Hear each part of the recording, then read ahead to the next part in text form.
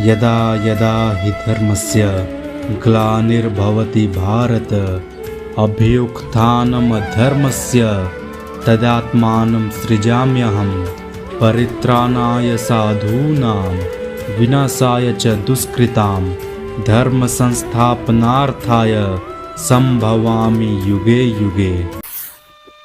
आज पिले आलोचना करवा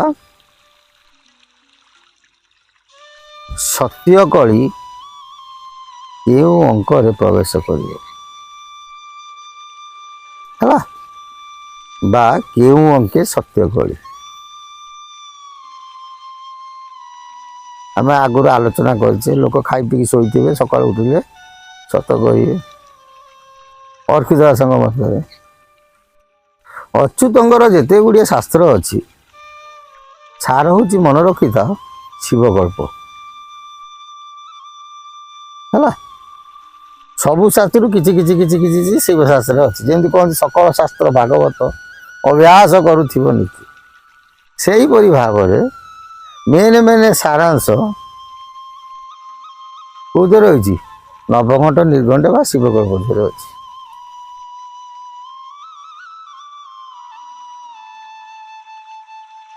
महापुरुष कहते कली थी सत्य प्रवेश हो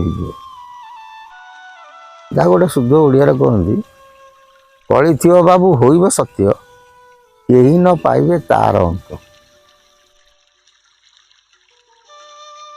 बुझीगला ना कली थी सत्य प्रवेश कर तार अंत कहीं जापर केत जानवे ना लोक जो सत्यवासी हो समझे जापर सत्य आगमन हो गला गोटे भल कथा मन रखिथ आम पाठ पढ़ला बेले आम समझ जाचे रामायण की रचयिता किए वाल्मीकि ना वाल्मीकि रामायण न लिखा आगुरी आउ जड़े लिखी रामायण से होती हनुमान ता ना थिला से शास्त्र ना थिला महानाटक वाल्मीकि कौन कले रामायण लिखिले दिने हनुमान आ वाल्मीकि बुझीगला ना भेटा भेटी हेले कथोपकथन हेले वाल्मीकि कहले कहले हनुमान कहले कहले हनुमान जी तमें तो ठाकुर परम भक्त बोली संसार समस्ते जानी आपण महानाटक लिखिं आपण महानाटक समझे पढ़े मत आउ कई मन पकड़े ना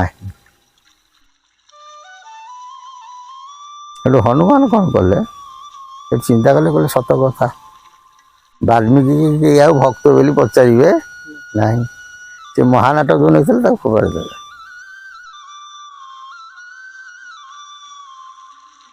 बुझी जहाँफल वाल्मीकि रामायण कौन है संसार में प्रचलित हो गला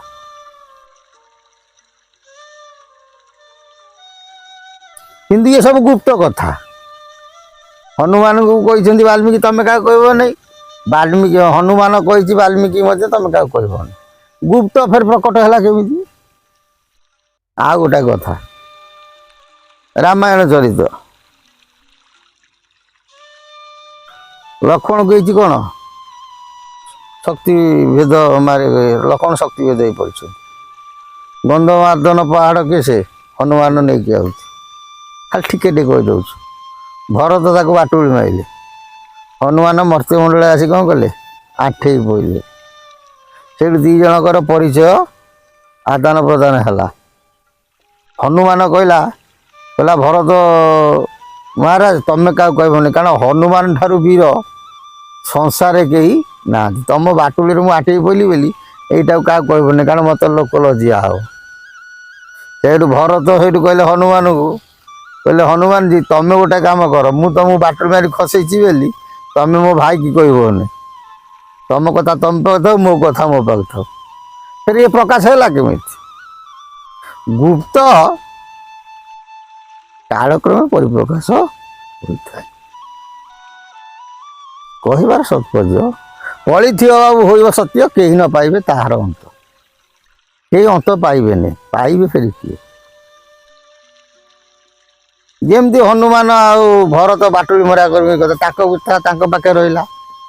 ତାକୁ ଜାଣିଲେ କି ଜ୍ଞାନୀ ବିବେକ ଗୁଣୀ ଲୋକ ମୁନି ଋଷିମାନେ ଜାଣିପାରିଲେ ତାଙ୍କ ଜ୍ଞାନ ବଳରେ। ମାନେ ସେମିତି ସତ୍ୟ ହେଇଯିବ, ସମସ୍ତେ ଜାଣିପାରିବେନି।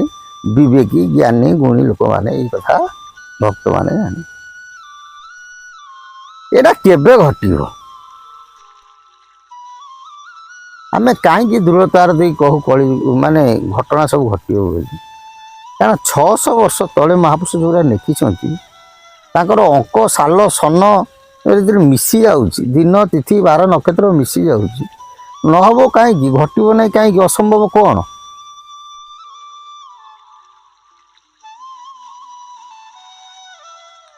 ସେଥିପାଇଁ ଆମେ ଯେତେବେଳେ ମିଶି ଯାଉଛି ଆମ ଗବେଷଣାରୁ ଆମେ ଦୃଢ଼ତାର ସେ ଭାବୁ ନିଶ୍ଚିନ୍ତ ଗୋଟେ କ'ଣ ପରିବର୍ତ୍ତନ ଘଟିବ। ମହାପୁରୁଷ ଗୋଟେ ଲେଖିଲେ କେବେ ଘଟିବ ନା ଅର୍ଦ୍ଧେକ ସ୍ଥାପିଣ ଆକାରକୁ ଲେଖ ଋତୁ ରାଜ ଦକ୍ଷିଣରେ, ଯାହା ହେଲା ଏଠି ଶୁଣ ରାମଦାସ ଭାବିନି ହୃଦ କମଳେ। ଅର୍ଦ୍ଧ ବୋଲନ୍ତେ ମନେ ରଖିଥାଅ ଶକ୍ତି ହେଲା। ଶକ୍ତି କେତେ ନା ତ୍ରିଶକ୍ତି, ମହାଲକ୍ଷ୍ମୀ, ମହା ସରସ୍ୱତୀ, ମହାଗୌରୀ ନା ନାଇଁ? ଶକ୍ତି ହେଲେ କେତେ? 3। ଅର୍ଦ୍ଧ ବୋଲନ୍ତେ 3। ଆକାରକୁ ଲେଖ, ତା ଦେହରେ ଆକାର ହଉଛି 2, ମିଶିଲେ କେତେ ହେଲା? 5। ଋତୁ ରାଜ ଦକ୍ଷିଣରେ, ଋତୁରାଜ ବୋଲନ୍ତେ ବସନ୍ତ।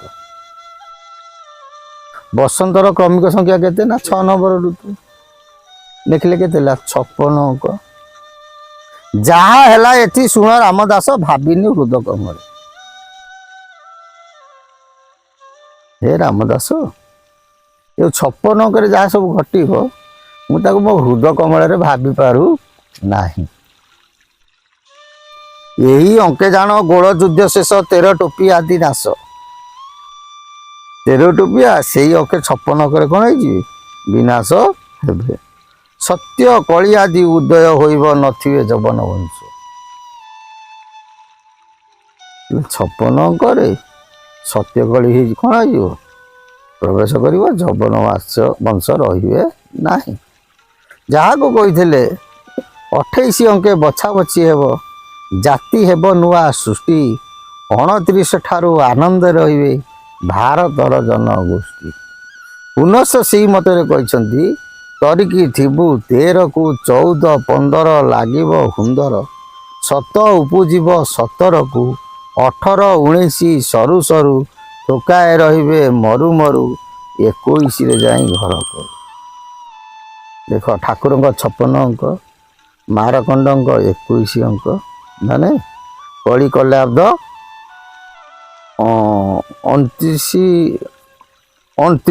30 ଅଙ୍କ, 5130 ନା।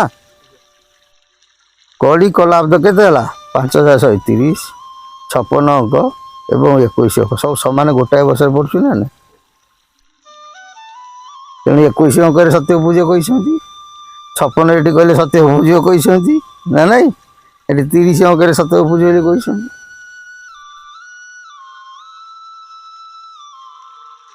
ତେଣୁ ମହାପୁରୁଷଙ୍କ ବାଣୀ ଅକ୍ଷର ଅକ୍ଷର କ'ଣ? ସତ୍ୟତା।